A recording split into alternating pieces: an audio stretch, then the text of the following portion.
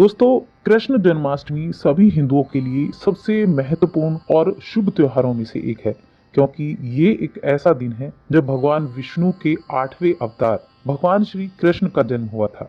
और ये जो जन्माष्टमी का पर्व है, ये भाद्रपद महीने में 8वें दिन पड़ता है।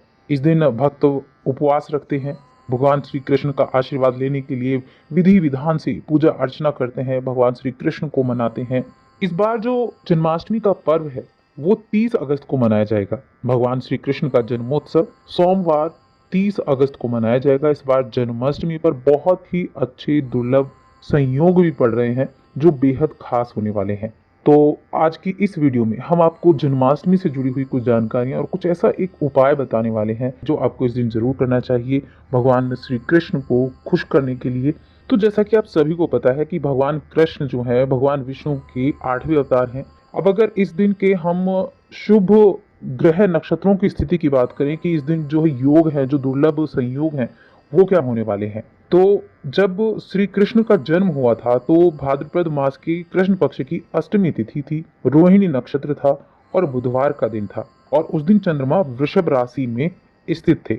इस दिन भी कुछ ऐसे संयोग बन रहे हैं जो बहुत ही खास है। ये 30 अगस्त का जो जन्माष्टमी का पर्व है, इस दिन रोहिणी नक्षत्र होगा और चंद्रमा की स्थिति भी वृषभ राशि में ही होने वाली है, जो कि शुक्र की राशि है।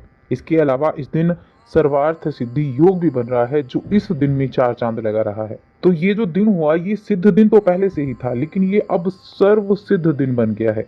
ये ऐसा दिन होगा कि इस दिन जब आप पूजा पाठ करते हैं या फिर आप अपने किसी भी बड़े से बड़े काम की शुरुआत अगर इस दिन करते हैं, तो इन योगों में शुरू किए गए काम आपके बहुत ही जल्दी सफल हो जाते हैं। अब ये जो अष्टमी तिथि प्रारंभ होगी, इसके जो शुभ मुहूर्त होंगे वो होंगे, अष्टमी तिथि तो प्रारंभ हो जाएगी 29 अगस्त रात को 11:25 से, और अष्टमी तिथि समाप्त होगी 31 अगस्त सुबह के 1:59 पर। रोहिणी नक्षत्र कब प्रारंभ होगा?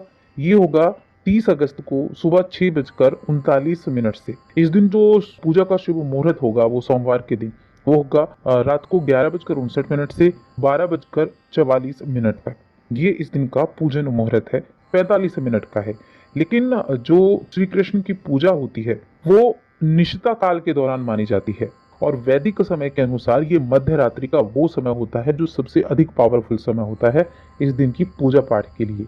तो ये वो समय होगा जब आप भगवान श्री कृष्ण की पूजा पाठ करते हैं, विधि विधान से उनको उनके भोग लगाते हैं और उनसे आशीर्वाद प्राप्त करते हैं। ये निशिता काल ऐसा काल होता है, निश्चित काल, कि आप जो भी आप मांगना चाहते हैं भगवान श्री कृष्ण से वो आपको मिलता है, आपकी इच्छाएं पूरी होती हैं। इस समय की गई पूजा का फल बहुत ही शुभ और बहुत ही जल्दी देखने को मिलता है। तो आप इस दिन किस तरह से आप भगवान श्री कृष्ण को प्रसन्न कर सकते हैं? इस दिन जन्माष्टमी पर बाल गोपाल का दक्षिणावर्ती शंख से आप अभिषेक जरूर करें। दक्षिणावर्ती शंख से अभिषेक करना बहुत शुभ माना जाता है। इसके लिए आप केसर मिला हुआ दूध शंख में भरें और फिर भगवान श्री कृष्ण को अर्पित करें। अभिषेक करते समय कृन कृष्णाय नमः इस मंत्र का जप जरूर करते रहें।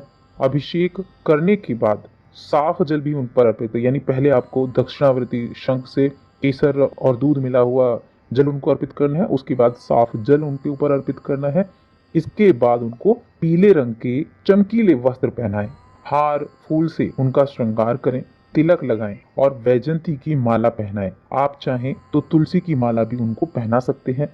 बाल गोपाल के साथ यदि गौमाता की भी मूर्ति हो और गौमाता की भी पूजा की जाए तो इसका फल जो है वो और अधिक बढ़ जाता है।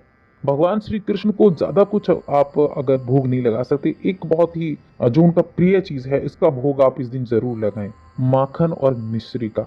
माखन मिश्री का और मिठाई का भोग तुलसी के साथ लगाना बहुत उत्तम माना जाता है। कहते हैं भगवान श्री कृष्ण तो माखन और मिश्री से ही प्रसन्न हो जाते हैं। धूप दीप जलाकर आरती करें और पूजा करें। पूजा करने के बाद प्रसाद जो आपने जिसका भोग आपने श्री कृष्ण को लगाया है उस प्रसाद को घर के सभी सदस्यों में वितरित कर दें और स्वयं भी उसको ग्रहण करें। ये इतना उत्तम दिन होता है इस दिन भगवान श्री कृष्ण को प्रसन्न करने का कि इस दिन का पूरा लाभ आप उठा सकते हैं। और अगर हो सके तो जन्माष्टमी पर किसी गौशाला में हरी घास या फिर धन का कुछ दान करके आए गौ के लिए। गौशाला में अगर आप इस दिन दान करते हैं तो ये सीधी बात भगवान श्री कृष्ण तक पहुंचती है और ज़रूरतमंद लोगों को दूध, घी ऐसी चीज़ों का दान भी आप कर सकते हैं। इन चीज़ों का दान करना इस दिन बहुत उत्तम माना जाता है। तो इतना छोटा-सा काम है जिससे आप भगवान श्री कृष्ण को प्रसन्न कर सकते हैं।